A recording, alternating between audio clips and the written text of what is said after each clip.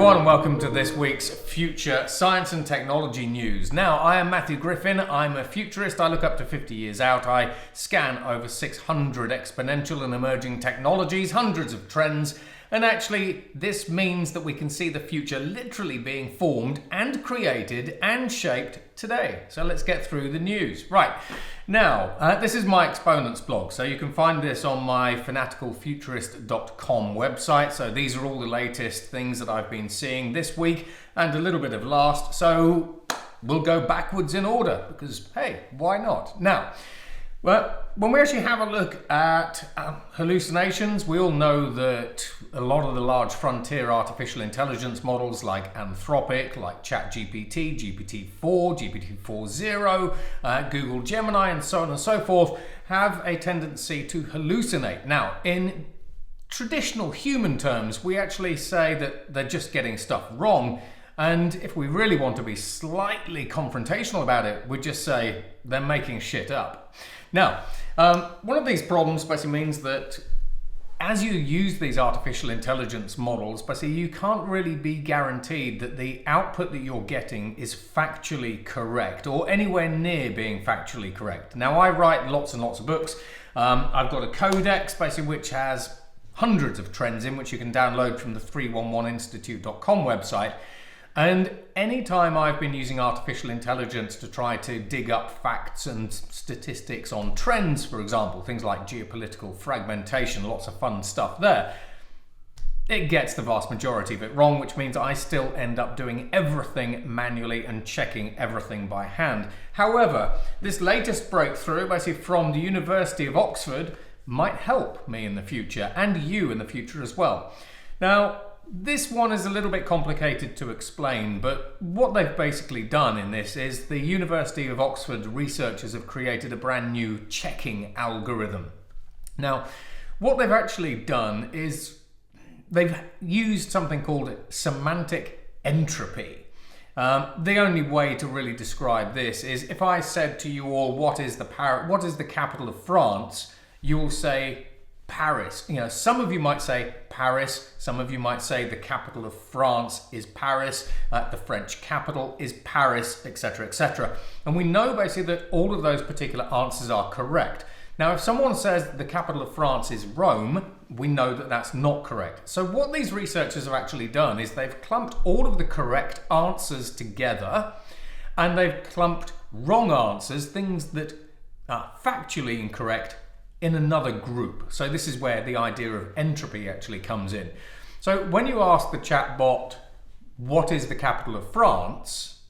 Instantly, this algorithm is, on the one hand, listening to and reading what the chatbot is outputting.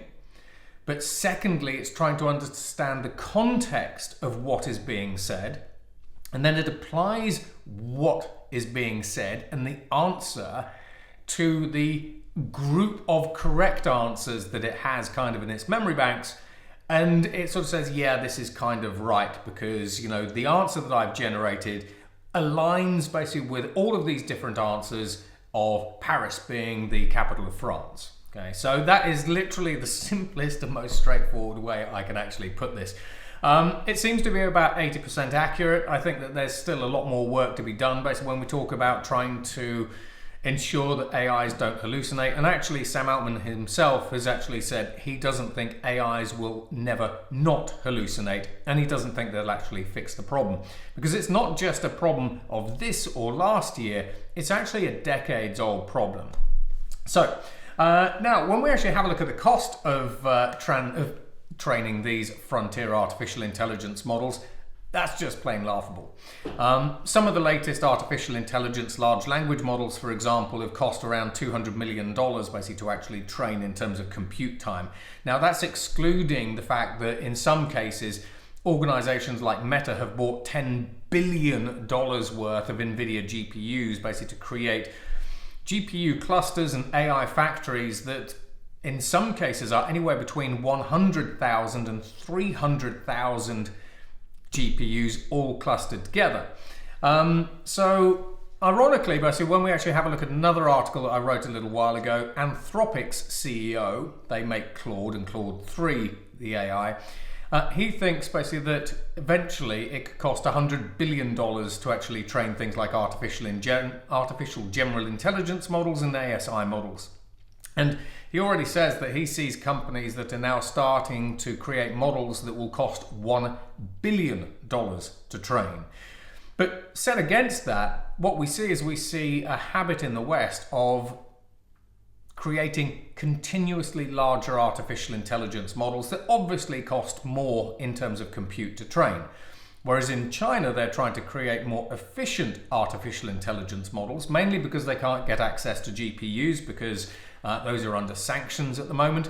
So ironically, I think if the West continues this desire to create increasingly large models and create large models over efficient models, and some of the efficient models that we're seeing coming through now are called small language models, then we're going to lose out to China. Because ultimately the end goal is to create artificial intelligence models that are able to run effectively on end devices with minimal compute, minimal energy and water footprints and all that kind of stuff. Now, ironically, again, talking about China, when we have a look at some of the latest statistics out of China, it's estimated that China is leading the world in around 90% of emerging technology research, but also emerging technology field research. So a technology is AI, a field is the use of artificial intelligence in, for example, precision agriculture, that kind of thing. Now, as China continues to produce around 350,000 computer science graduates every year, as well as a lot of other researchers and scientists, the fact of the matter is there aren't enough regional companies to actually hire them all. So ironically, while China is outpacing the rest of the world in, shall we say, emerging technology and field research, especially via the Chinese Academy of Sciences, we're seeing organizations like Volkswagen, Microsoft, and others proactively hiring researchers in China and using Chinese researchers as their effective R&D labs, which is, as I say, ironic. Now, as we start dropping down, so August 20th, Grok's ultra-fast LPU. Now, when we actually have a look at a lot of the inference, so that's AI training, and a lot of the queries that you actually task artificial intelligences with responding to, the fact of the matter is, at the moment, they generally go to NVIDIA GPU clusters, like I mentioned before. However, this company, Grok, which is not the same as Elon Musk's artificial intelligence, has produced something called a language processor unit.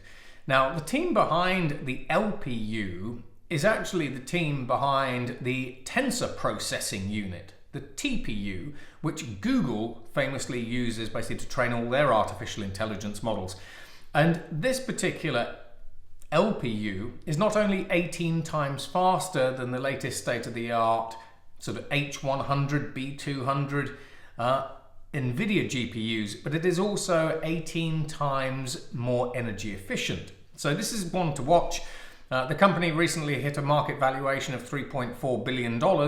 However, I think one of the problems that they're going to see, a little bit like we saw with GraphCore, which were creating neural processing units out of Bristol in the UK, is they won't be able to get traction fast enough, they won't be able to get enough investment, and they could either end up getting bought or they could end up sort of fizzling away. That's my worry there.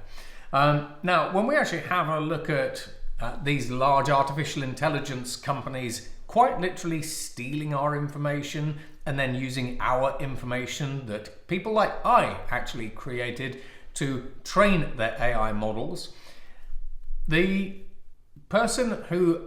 guy basically who invented the internet's business model, aka the advertising business model for the internet, a chap called Bill Gross, you really have to thank him, don't you, for that business model, has now thought up a new business model, but for artificial intelligence. So this one's quite interesting. I think it's got legs.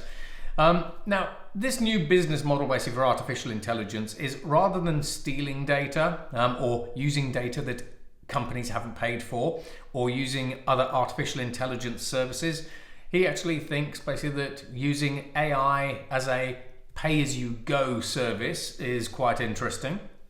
as well as data as you go service. So he's already got organizations like Universal signed up to it and all sorts of stuff. So essentially what he's trying to do is he's trying to create a business model for artificial intelligence that he believes actually works basically for the artificial intelligence community, as well as us consumers, as well as the companies basically whose data is being mined. Now, when we have a look at India, one of the things that we've actually seen around the world is recently we saw a 125% increase in the number of cyber attacks around the world. That's only going one way. And that means that in India, along the lines of Russia, the UK, the USA, Japan, as well as obviously China with the Great Firewall of China, people in India are starting to consider whether or not India needs its own sovereign internet. Now, what we mean by a sovereign internet is a country's internet that you can just disconnect from the broader World Wide Web. You know, you flick a switch and suddenly everyone that is attacking you from outside of India can't get access. Russia a little while ago actually managed to turn off access to its sovereign internet in an experiment about 2 years ago. But the problem with that is when you create a sovereign internet, on the one hand, it generally starts operating on different standards, different protocols and everything else. And so the interoperability of different global internets starts suffering. And that increases business costs. It puts up barriers basically to your partners and all that sort of stuff. So there are pros and cons. However, as we see more and more cyber attacks being levied, especially as we've seen the rise of autonomous artificial intelligence agents that are able to use zero-day exploits to cut through pretty much any website or any system, basically like a knife through butter, I actually think this is increasingly a better idea more than it's a worse idea. Now we've also got this one, so something I've been talking about for years, the rise of digital humans. But when we have a look at digital humans, we kind of have a variety of those. We have avatars that are photorealistic. We have digital humans, basically that I have one. I'm going to show off to some of my clients basically over the next couple of weeks. We have digital humans that are pre-programmed. And then we have digital humans that have neural network brains that are able to respond to you in natural language, a little bit like a personal assistant would. So Google basically has been trialing Vlogger. Now, they're not the only one. Instagram and Meta basically are also trialing similar technologies. But the idea behind Vlogger is that you can clone yourself as a YouTube influencer, and you can use that clone of yourself to create lots and lots of different videos, but also engage basically with your fans in new and exciting and varied ways. We've got this. Now, I actually think this is just brilliant.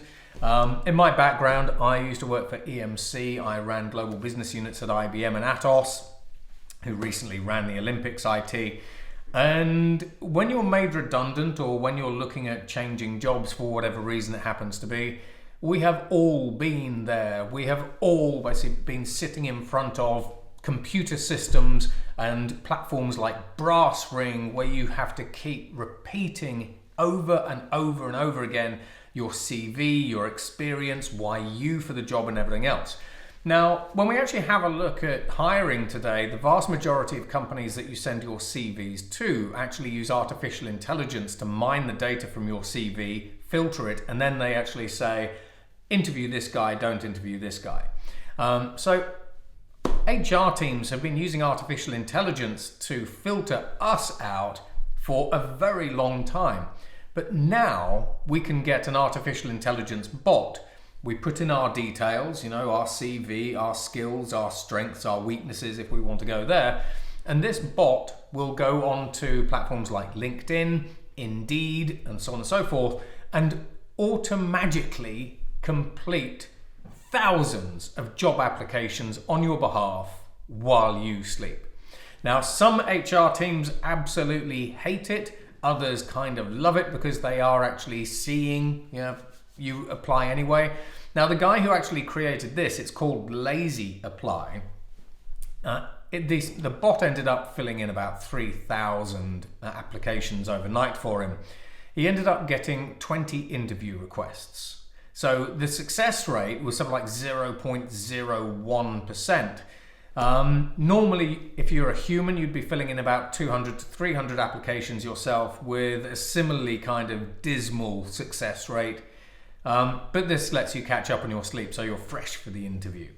And then when we actually have a look here, we've got, and I've seen this in a couple of examples. I've seen this with Anthropic's Claude artificial intelligence model. Now we've actually managed to reveal it in Apple's artificial intelligence model, their small language model, or efficient language model as they are now calling their own sort of AI. We've caught AIs using an internal scratch pad to think. So, for example, if I ask you a question, whatever that question is, what do you want to have for dinner tonight?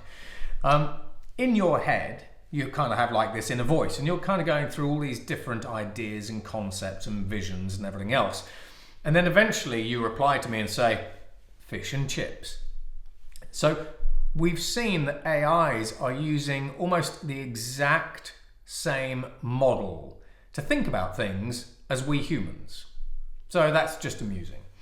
And then last but not least, because I covered the news piece on the AI bootstrapping its own intelligence in the last news update that I did. When we have a look at ChatGPT here, ChatGPT recently started replying to a red teamer. So a red teamer within OpenAI basically is somebody who's testing these artificial intelligences to see whether or not they are, shall we say, market ready. So whether they're hallucinating, whether they are safe, all those kinds of things.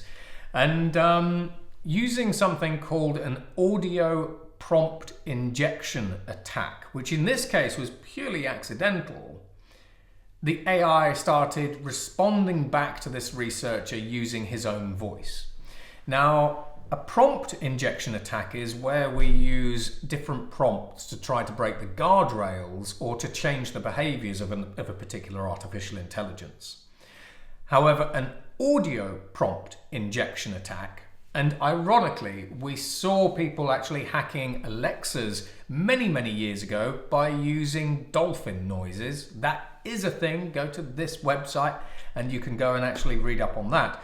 An audio prompt injection attack is where we actually use a sound to jailbreak or break an artificial intelligence. Now, where audio prompt injection attacks get quite interesting is you can hear my voice. As a human, you are tuned to listening to sounds kind of in this range. However, AIs and machines and the speakers that you have on your kitchen tops and all that kind of stuff, they can hear sounds that are incredibly low, very, very low bass sounds, but also almost ultrasonic sounds that you can't hear. Which means that when we actually have a look at the cyber sort of, the cyber landscape, using audio prompt injection attacks against, for example, AIs that you might be using at home, let alone in the office, that's a bit of a different situation, means that I can break your AIs and get them to do some rather weird things. So anyway, that is the end of my little update today. Now, what I like to say is I show you the future of everything. There are some people that will show you a thin slice of the future. I like showing you the future of everything. And what I mean by that is I will show you the future of every technology, every trend, every line of business, every sector in every region. And if you've actually liked what you heard, then like and subscribe, all that kind of stuff. You can download a lot of my free books from 311institute.com/insights, where there are about 10,000 pages worth of trends, technologies that frankly I would be very surprised if you could actually even imagine that we've already developed. And check back in next time. I will be back in about another week's time. Take care and goodbye.